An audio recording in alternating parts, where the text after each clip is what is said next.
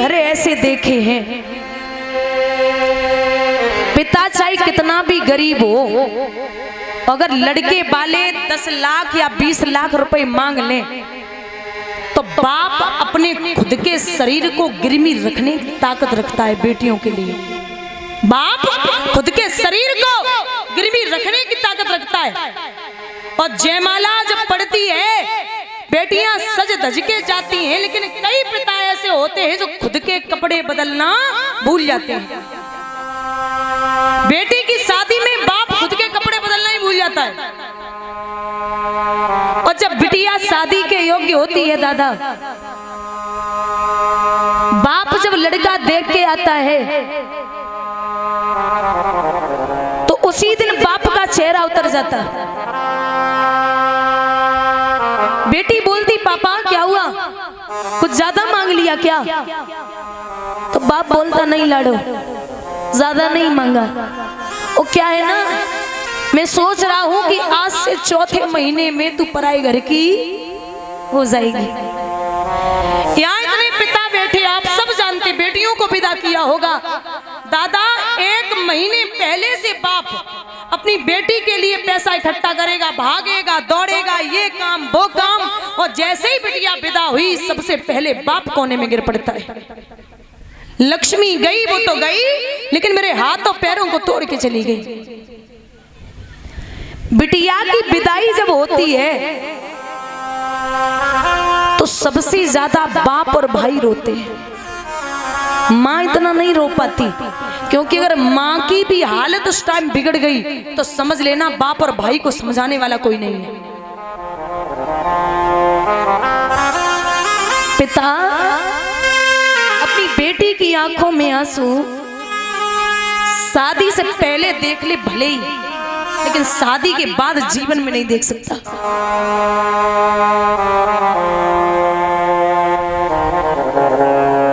दादा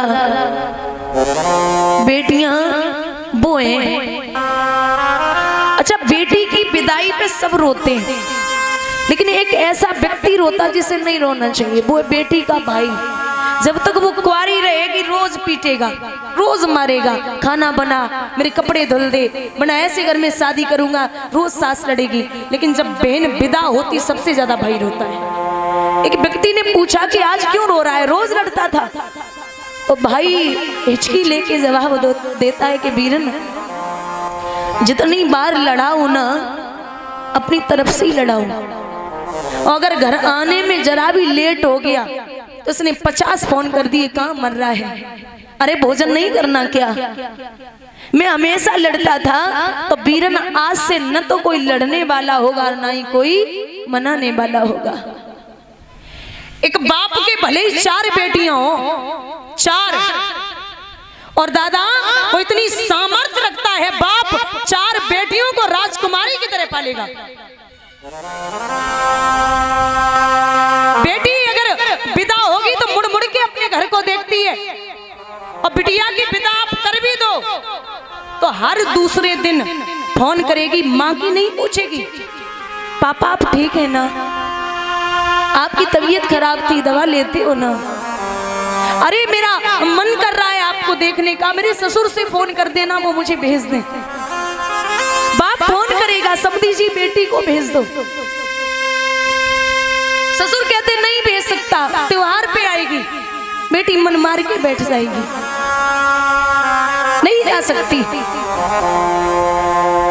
अरे अगर कुंवारी है बिटिया और माँ अगर चिल्ला दे बेटी पर तो बाप लड़ जाता, बोलता नहीं बेटी से कुछ मत कहना, मेरी बहुत प्यारी है, पराए घर जाएगी, पता नहीं कैसा परिवार मिले। और ये सत्य भी है, टूटे हुए खिलौने से बेटियां खेल सकती हैं, बेटा नहीं खेलेगा।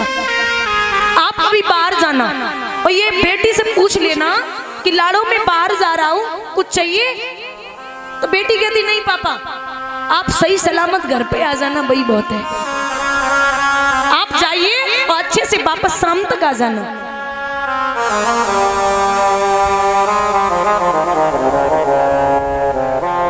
एक गरीब की बिटिया जब विदा होती है, दादा लोग सोचते हैं कि गरीब की अगर मार लो पीट लो तो कुछ नहीं बिगड़ता, थप्पड़ चाहे अमीर में लगे चाहे गरीब में लगे, दर्द बराबर होता है। एक पिता ने अपनी बेटी को विदा किया, गरीब बाप, तो कई दिन हो गए जब पिता लेने नहीं पहुंचा तो बेटी अपने पापा को एक पत्र लिखती है और कहती पापा बहुत दिन हो गए आप लेने नहीं आए। पापा अपने खून से लिखिए चिट्ठिया, बबुला अपने खून से लिखिए चिट्ठिया, ओ पापा मायके को तरह से तुम्हारी चिट्ठिया, पापा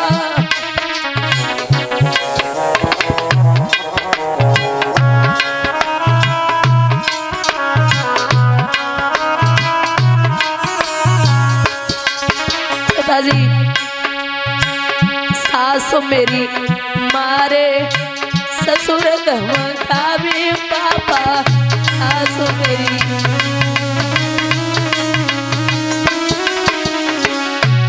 पापा ननद दिखावे तेल की कटिया, बबुला ननद दिखावे तेल की कटिया, ओ बबुला मायके को तरह से तुम्हारी गुड़िया।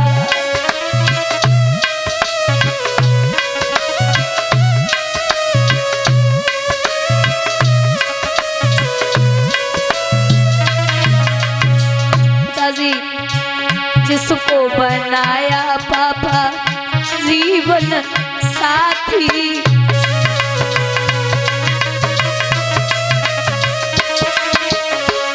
कोई कहता है लगा ले तू फांसी,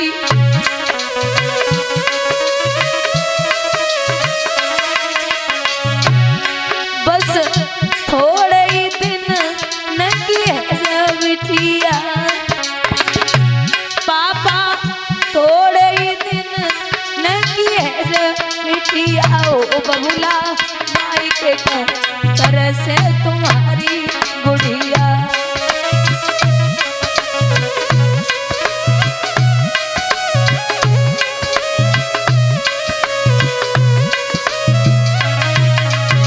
और ए पिताजी मायके में पापा तुमने कब कब डांटी,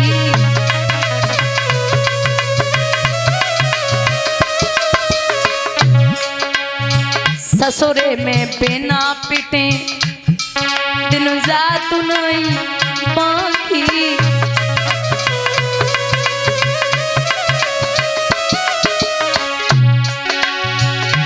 पापा कैसे रहे तुम्हारी गुड़िया, बबुला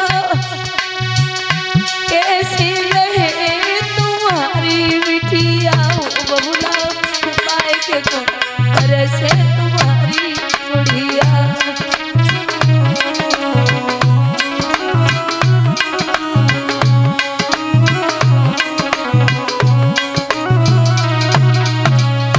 पिताजी आपने जब विदा किया था तो आपने मुझसे कहा था बहुत जल्दी लेने आऊंगा, अपनो बचन पापा भूल मत रहियो,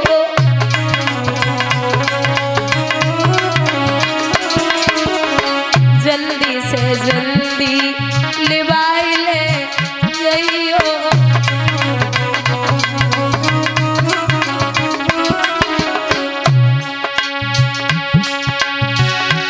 बबुला थोड़े ही दिन न किए बिटिया, पापा थोड़े ही दिन न किए गुड़िया, ओ बबुला मायके को तरह से तुम्हारी बिटिया।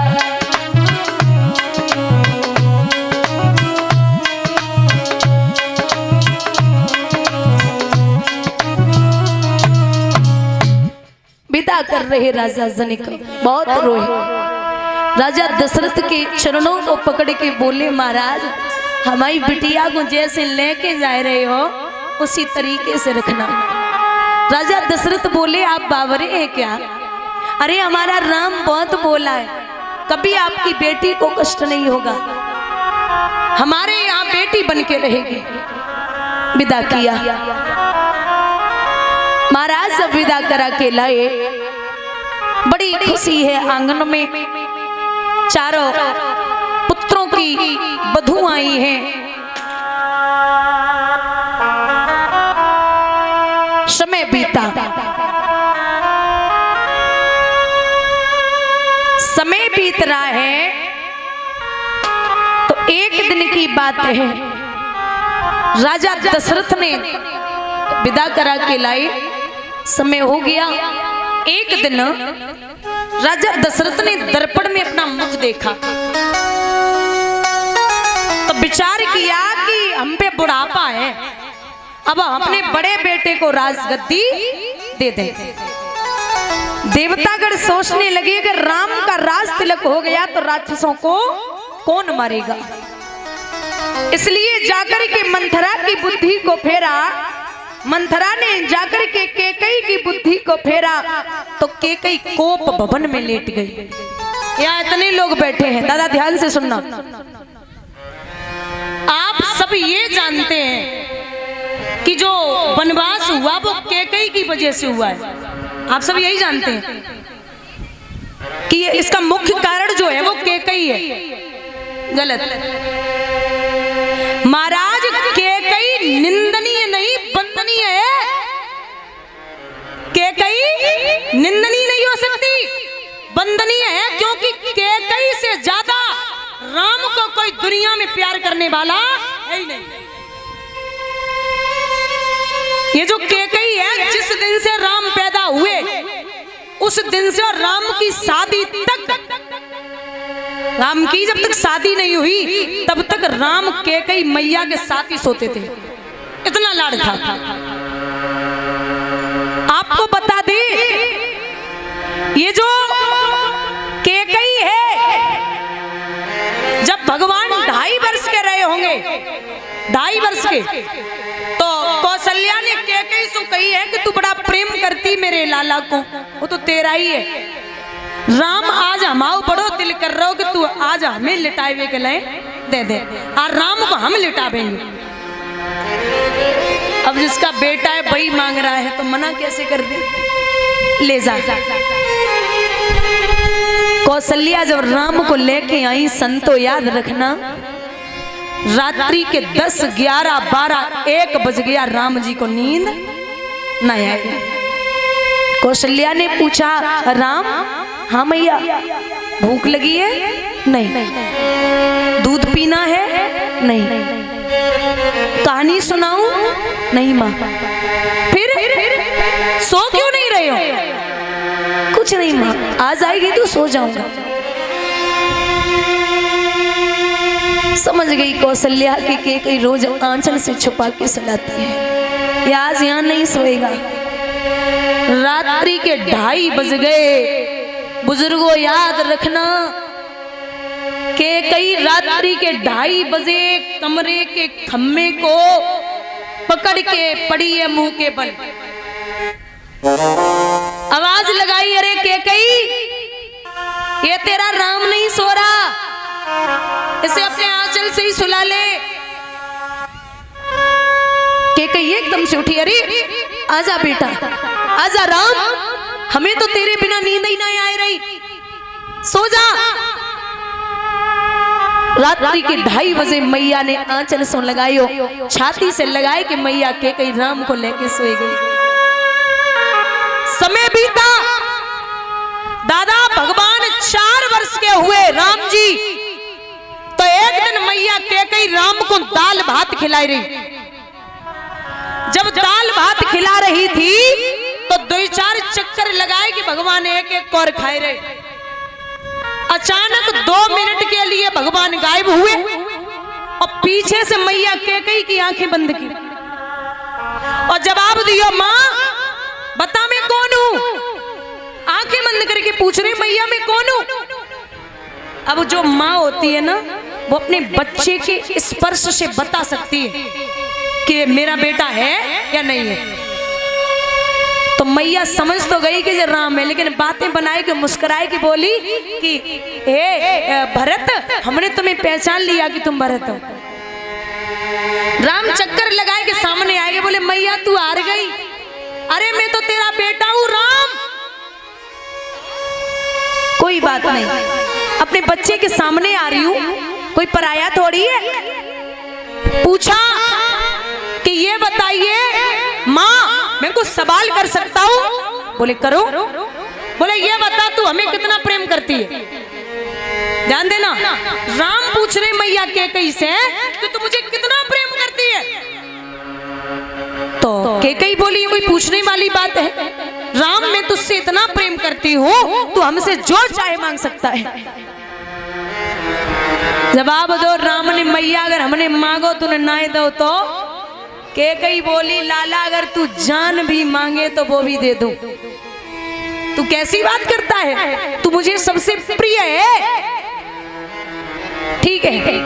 राम बोले देख लेना मैया, कुछ ऐसा न मांग लूं जो जीवन में आने वाले समय में कोई भी माँ अपनी बेटी का नाम कैकेयी न रखे।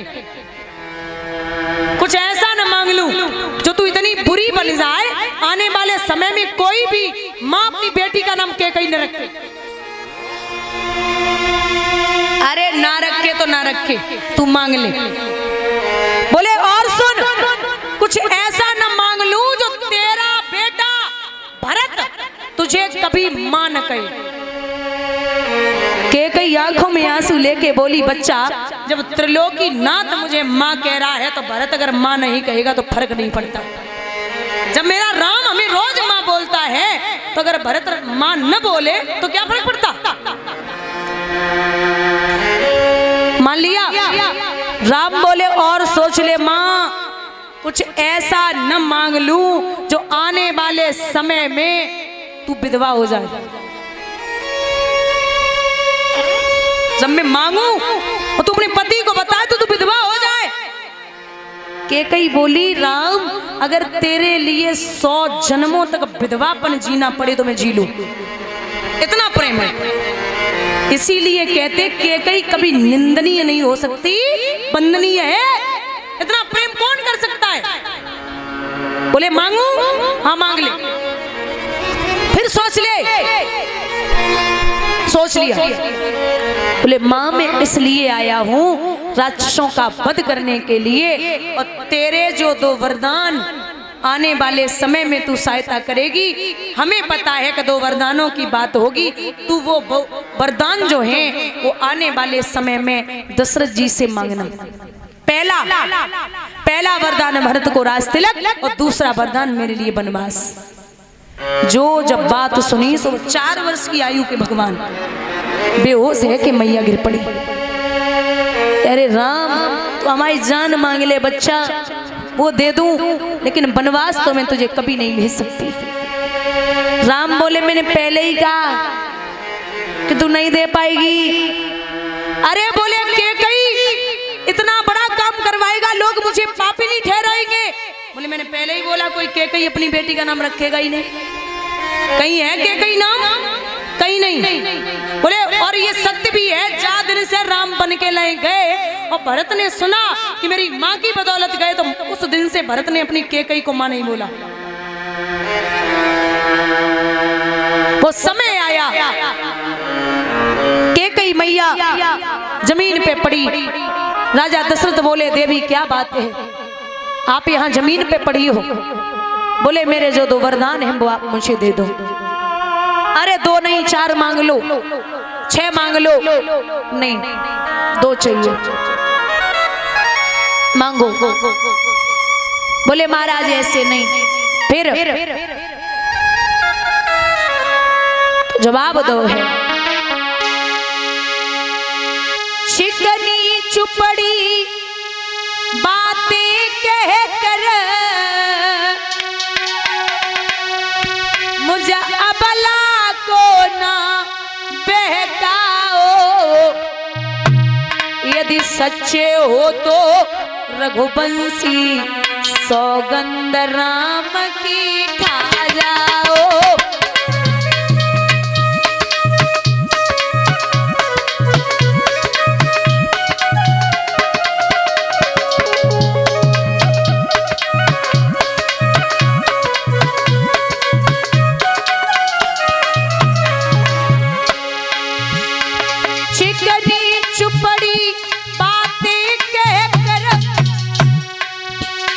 मुझे अबला को ना बेकाओ, यदि सच्चे हो तो रघुवंशी सौगंध राम की खा जाओ।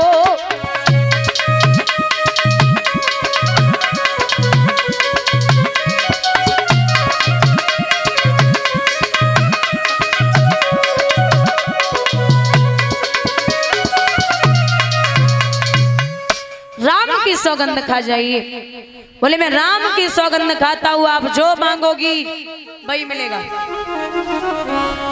तो पहला वरदान सुनिए। क्या पहला वरदान है? मेरे भरत को बुला करके राज तिलक करवा दो। इतनी छोटी सी बात, इसमें कसम खिलाने की क्या जरूरत थी? ऐसे ही मांग लेती। बोले नहीं, दूसरा वरदान सुनिए। क्या? तापस भेष विशेष उदासी और 14 बरस राम बनवासी। तापस भेष, तपस्वी के भेष में विशेष। दादा अगर लक्ष्मण बन के लिए विशेष, शेष नाम के अवतार लक्ष्मण, अगर ये बन के लिए नहीं जाते तो मेघनाथ को मारने वाला कोई नहीं था। मेघनाथ को वो ही मार सकता था जिसने 14 वर्षों तक पत्नी का मुख न देखा और जो सोया न हो। 14 बरस राम बनवासी। अब शंका होती है कि 14 वर्षों का ही क्यों मांगा? 13 का मांग लेती, 16 का, 18 का मांग लेती। परीक्षित, रावण की मृत्यु के सिर्फ 14 वर्ष ही बाकी बचे थे। आई मौत छोड़े नहीं और रहो छे देश विदेश, और बिना मौत मरियो नहीं छे बिचरो देश।